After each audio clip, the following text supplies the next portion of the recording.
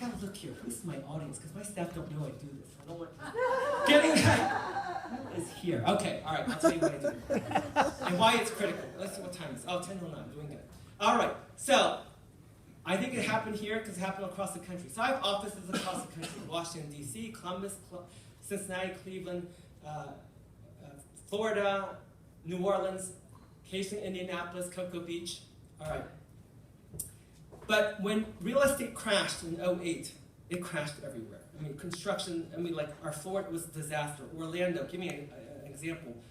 One of the premier Orlando builders, home builders, in 2006 built 600 homes at $1 million plus. By 2009, he built 2. Wow. Ouch! Okay, so how does that play with this, of why it impacted us and what I do? Because in 2006 and before, see, I'm in the historic restoration business. So if I go out and bid historic restoration jobs, there'd be generally 2 or 3, 4 bidders. That's it. Because everyone's busy doing what they're doing. But by 2008, 2009, no one has work. So every time there's a project out, everyone wants to bid. Because they don't have houses to build, they don't have condos to build, they don't have restaurants to restore, everyone wants to bid. You might say, well, what experience do they have restoring a lighthouse? Well, they make something up. And the owners are willing to take them. Why? Because they make them bond the job, which means they make them insure the job. So if they fail, the insurance policy makes the job, they can then hire us, pay us extra money, and it doesn't cost them anything, right? Because the insurance pays us. So they're oftentimes willing to take someone who's not very qualified as long as they can bond for it, right? So what happened is this, is that soon afterwards, we would get 20 bidders that we bid against. If we did that, we would soon be out of business, because if you're used to bidding 3 jobs to get 1 or 2, now you can bid 20 to get 1 or 2, the overhead would just kill us, right? And our jobs are all over the place. We have to sometimes take a day to get to them. You know, you fly to Miami, drive all the way up to the end of Key West, and take a boat to drive to Tortugas, and there's a fort there, you know, something like that. So what I did was this, okay? There's 2 things. Number 1 is that I had to find jobs that no one would bid against us on. Okay, so how do I do that? Well, there's examples of this all over. I'll give you a couple examples just so you have an idea.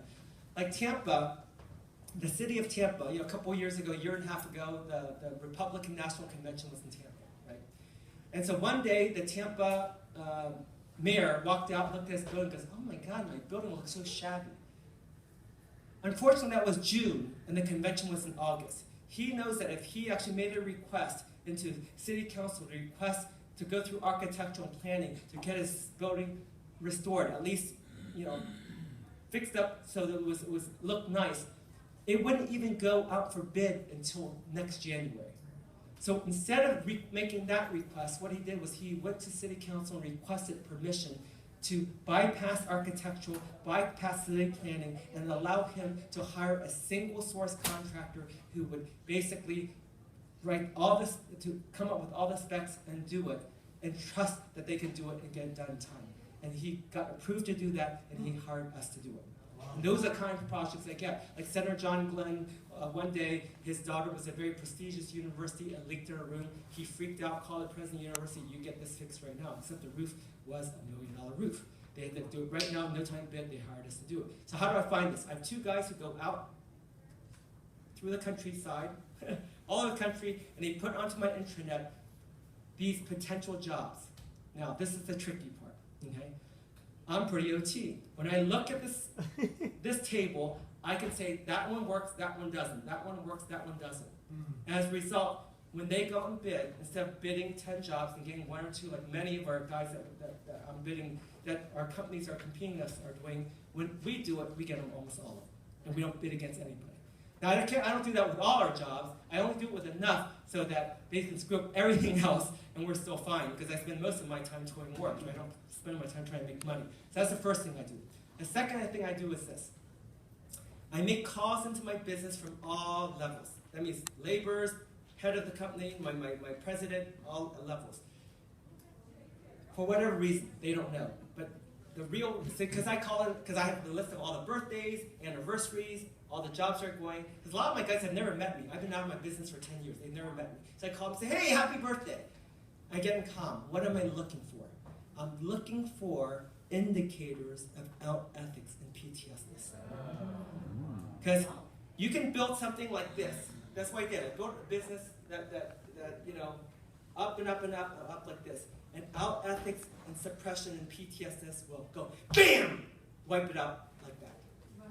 So, because I don't have a lot of time to put in my business, because I pretty much work for our church and travel around, I work 2-3 hours, I do is I call in, and I, from all levels, and I listen for indicators of out ethics and PTSness. Wow. And as soon as I spot it, I hand it to my, I have a certain staff on my staff that was basically, you know, trained intern at Flag, trained intern at Hubbard College, and I tell her, handle or disconnect.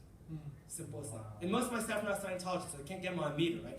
But she's good at handle or disconnect. And those are 2 things I do. Yeah. And with those 2 things, I get the jobs that keep us going, and I keep the PTSness off. And I don't know, you do the first thing very easy, but the one thing I can't emphasize enough, if you've been to my talks a lot about line vectors, remove the out ethics and PTSness from your lines.